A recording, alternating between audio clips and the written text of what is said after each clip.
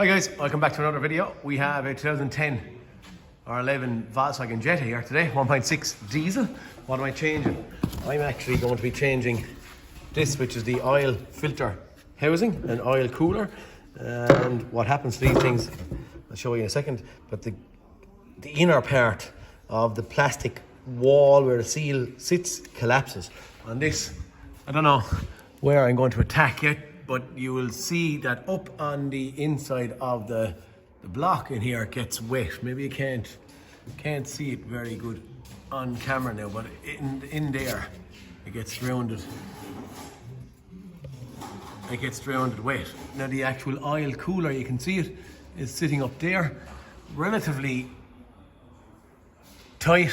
What's my attack process? I'm thinking I'm going to go up the way, but in order to go up, I'm going to take off this intercooler pipe here. This is something that we've done now on numerous occasions, but I've never done a video on it. So look, I'm going to do it today and see if it's going to help anyone out and see where we go. I'm thinking I'm going to take off the intercooler pipe and then I'm going to take off the throttle body on the top. Get into the bolts. There's one pipe on the side of it that is sitting right there where my finger is.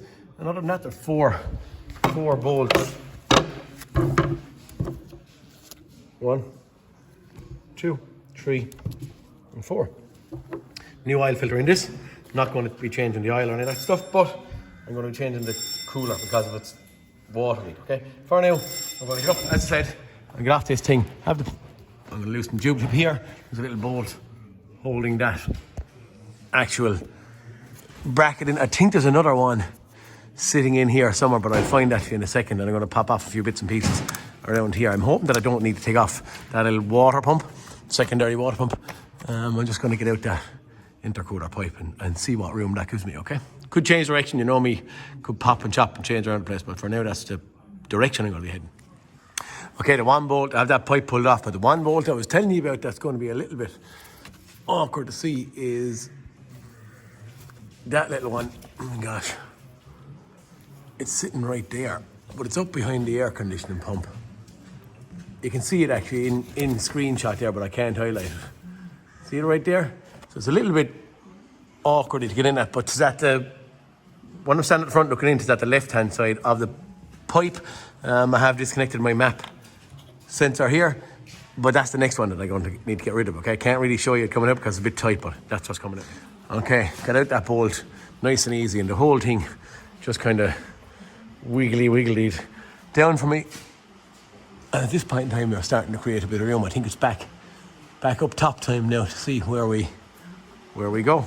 Okay guys, we're back up top. The way I'm going now, this is just my way. I'm going to horse off that throttle body there. I have disconnected it just here right now.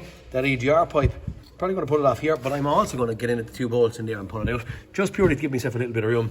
The dipstick is connected to it here, a little 10 bolt, and there's 3 Torx holding the throttle body on that are kind of pointing up from the bottom, but again, they're easy to get at. So I'm going to get these things out of here, and I'm hoping to attack that way. But I could be wrong. That's the way I'm doing it on this occasion now, okay?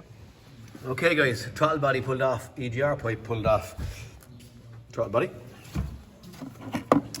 our EGR pipe, and lo and behold, sometimes it may be nice to get in and see these things. That's only by accident now I'm seeing that amount of stuff in here. And we have the same thing sitting in there. Is it 80% blocked?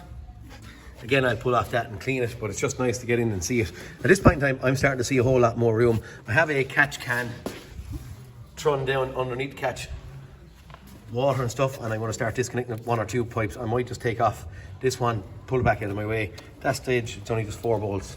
Simple as. Okay, pull off that water pipe.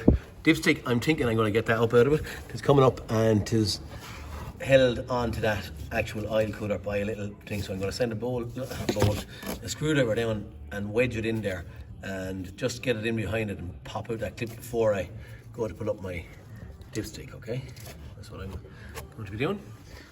A little wiggle and twist by as that clip come out of it, and out starts to come my dipstick. There is, actually I'm looking at it there, 1 or 2 little clips that are clipped on down the, you're probably looking at nothing now, that are clipped on down the bottom, but again, there's nothing fancy or exciting about it. This is up and out relatively easy. Okay, now it's time to get in. I think we're going to take off that water pipe there, and lo and behold, you can see it. There's 2 bolts on the left hand side looking in at it, and there's what I can see 1 on the right hand side.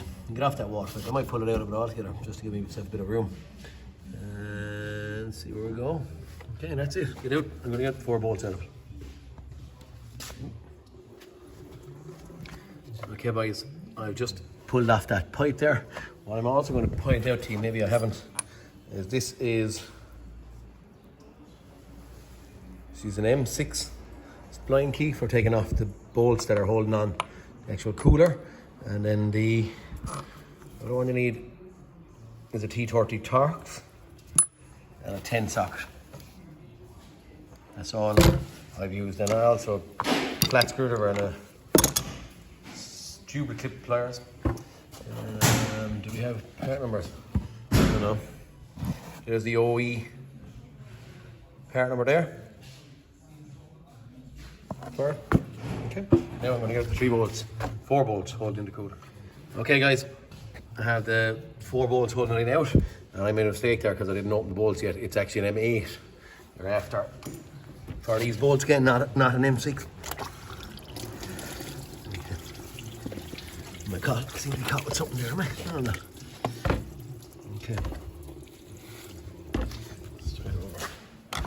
Okay, the very visual bit that I can see straight away is that little seal here has gone funny, and you can see internally where the actual thing has broken or cracked.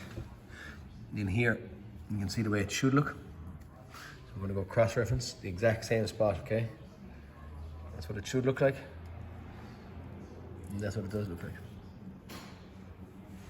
Okay, just a bit snapped piece, snapped clean off it, just around there. Okay, very common problem. Change a lot of these things, just as I said there, doing a little video on it. This one, we're getting, going to clean the surface area thoroughly, and then get this back in and onto it. Okay, I have it cleaned up. I put a little bit of silicone spray on them to put them together. Silicone doesn't rot rubbers, but that's it. Time for it to be offered up. Have cleaned the block as well. Okay, guys, 4 bolts tight on the cooler. I have also cleaned. I cleaned it in my hand, but I didn't clean it from here, and I saw it looking dirty. I've also cleaned this dipstick, and that's gone back into place with a couple of plastic clips that were off back in situ. And yeah, we're going to continue on. Water pipe back in, and then I'm going to be starting to put throttle bodies back on, and that water pipe that we took off here back in and on. Yeah, keep on going. I didn't take this crack out yet to clean. We'll do that in a second. Okay, guys, I have taken out this little piece out of it. It was 90% blocked up, and at this point in time, it's going back in. Okay, just to show that I have cleaned that, and I've also cleaned the throttle body. In she goes again. Now, guys, as we would say, we're on the home run. Throttle body bolted on, 3 bolts back in it, little stud holding in the dipstick tube. EGR pipe, I have that little piece put back in. I have the little bracket on the EGR pipe, and I have the EGR pipe bolted onto the head. There it is, with the 2 bolts, one there and one there. I've cleaned them also, so I've cleaned the ports, cleaned the pipe, and cleaned that little piece as you saw. That's that bit back together.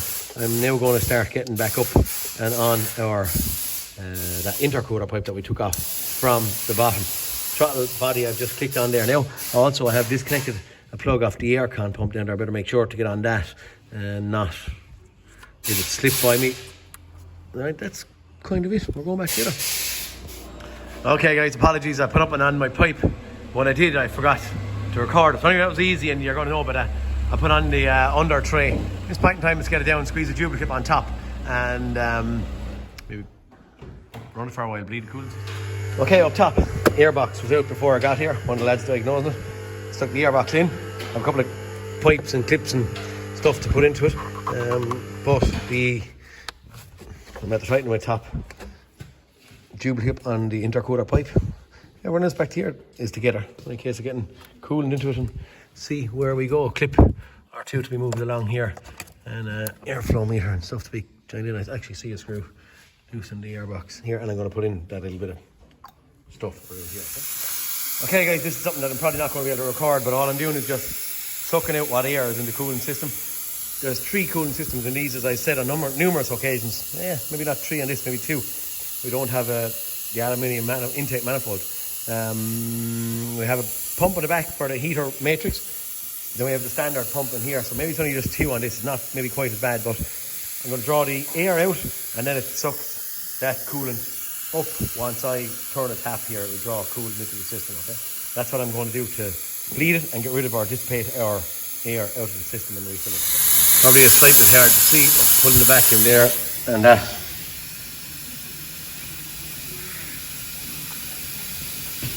It's dropping ever so slightly. Maybe you might be able to see it, but it is gradually heading down.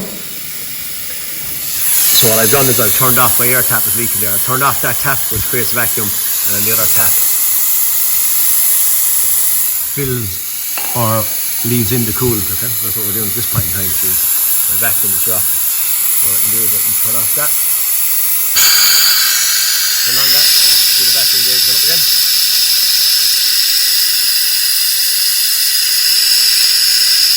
Turn off. It has to be held in place. Okay, and the vacuum is heading down again, and she's drawing stuff out of there until we actually fill our reservoir. It's bleeding properly. Okay guys, I think that's just about it. I have this thing idling here now. You don't need to see any more of this. Yeah, let it run for a while, make sure we've no pockets of air in there. Add no faults other than just low and coolant light on, so I'm not scan tool, not anything, just a couple of spanners, bit of work, bit of guidance on how to pull off and change this oil cooler / oil filter housing. But that's it, you know. Look, please like and subscribe if any of my hints and tips are any good to you, and hopefully you're getting something from this. And I'll talk to you in the next cartoon, okay? Bye, Peter Kennedy. Sign now. See you later, boys.